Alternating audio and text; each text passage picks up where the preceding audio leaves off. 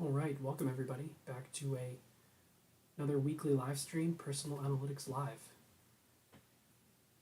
Jumping on here to answer any questions that come through in the chat and answer the Instagram questions that I get throughout the week. So happy to be here with everyone. How's everyone's Wednesday going?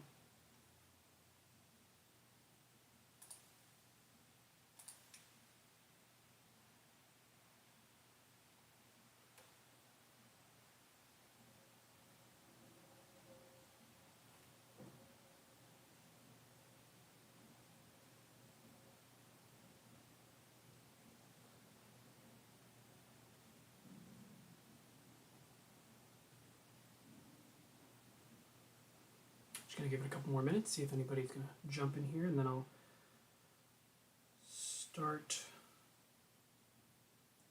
going through some Instagram questions.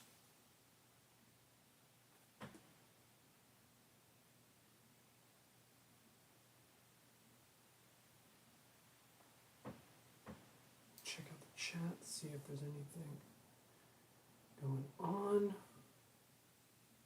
Seeing some waves. Great, I'll jump in here.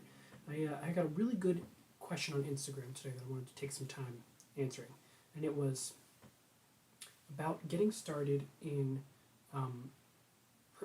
self-improvement, personal development, and what are some easy things that you can do to start off.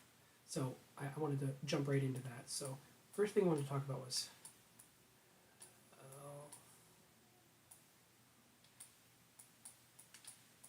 health.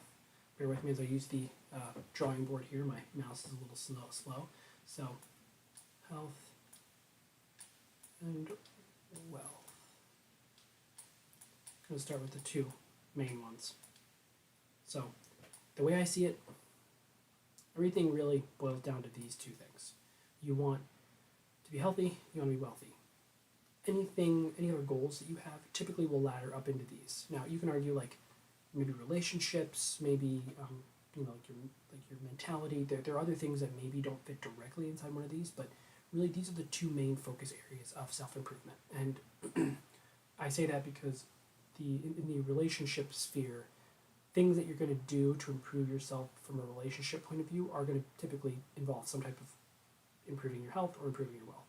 So the first thing to do is to find out where you're lacking, and you start high level. So take health for example. Okay, give yourself a score. What do I feel my max health is? What is my health out of the healthiest possible version of myself that I could be? So maybe you're like I'm a 50%.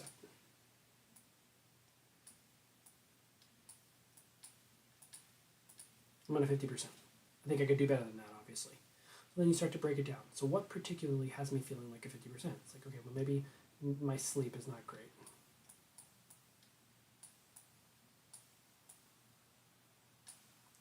Sleep is one, and then maybe my diet's good and I'm exercising a lot, but maybe I just, I don't have a lot of energy. So I'd like more energy.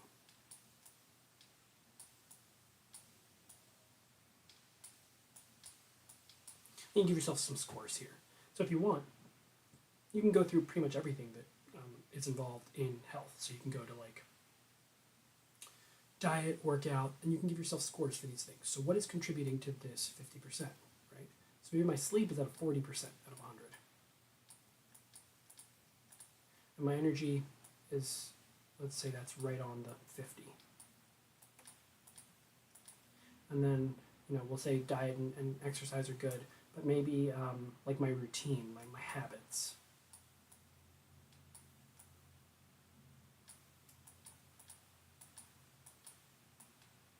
And we'll say our habits are at a 20, 20% for habits. So this is the glaring one, right? So this is the one we need to change. And you start thinking about what can you stack together. Okay, well, if I'm trying to improve my sleep, that score is low. I'm trying to improve my habits. Okay, what are some habits that also involve my sleeping? Could I improve? So you start thinking about, okay, what do I know about sleep? And maybe you have to do some research, but like, okay, I know it needs to be cold in my room. I know it needs to be dark. I know I want to have a consistent sleep routine. So those are all things that could be habits. So maybe one habit is you want to stack a bunch of habits so that you turn down your thermostat so the temperature's cooler. close all your blinds, maybe buy some better blinds, and then you immediately get in bed, meditate for 5 minutes, and hope that that will relax you. So you're actively working on your sleep score, but you're also building better habits. And so doing this for a few weeks, doing those three things in order, will improve your habit score, and you'll start developing better habits. So that will help you get better at the other habits that you feel like are lacking, and it will also have a direct impact on your sleep, which will have a direct impact on your health score. So this exercise that you go through, you do the exact same thing then here. So what is it the amount of money I have in the bank? Is it my income?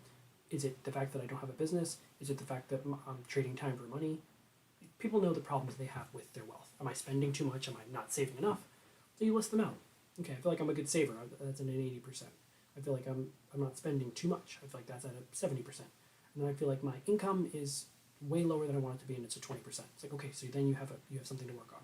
From that, then you dive into, okay, what goes into making an income? The right skills, the right network, a good resume, good career history. Okay, then you score all of those things. So then, everything's at a 50% except for my resume. Okay, so maybe I need to have someone take over my resume and polish it up for me. I'm going to invest and pay someone to do that for me, and then that'll hopefully increase my income. So you just start going down the list. Adding numbers to things helps. It helps because even though this is subjective, there are other better ways to measure your sleep and measure your energy levels, and we could talk about those objective data gathering methods in another video. But even if it's subjective, it gives you an idea of what your perception is like. I really am not good at building habits. Wow, I need to work on it. And that will impact other things. It'll improve other parts of my health. Once I start to build good habits, then I can add habits that will make me healthier. I can add habits that will make me more money. And so breaking things down like this, then you can start to see maybe say your habits are at a 50%. And so sleep is technically your lowest. But maybe habits, if you have better habits and you have a better skill of building habits, it'll improve these other two faster. So maybe you want to prioritize this, even if sleep is technically your lowest score, right? And so that just gives you an idea of where you can prioritize and how to get started if you don't know what you're doing. So I thought that was a really good question because a lot of people just get overwhelmed with self-improvement advice. It's like, well, there's a million things to do and there's a million different data sources and inputs, and I know a lot of information on a lot of different things, but I don't know where to start. I don't know what's the most important. It's like prioritize what are going to be the biggest needle movers for the areas where you are struggling the most. Start there. Take a look at the chat, see if any other questions have come through. Great question. You can email me questions at gabecoded@gmail.com, or you can just send them through Instagram. I'm much more active on Instagram. If you just message me at gabecoded on Instagram, that's where I get the majority of questions that I decide to take. So send any questions that you have through there. Any self-improvement question you have would be great to talk through on a live, or if that's not, if it's something personal or private, I use discretion. Some people I'll answer in DMs. But I think I'll keep it pretty short here. I thought that was a great question to talk through some of the basics of where to start when you're getting into self-improvement. So I'll cut the stream there, and we will continue these conversations next week.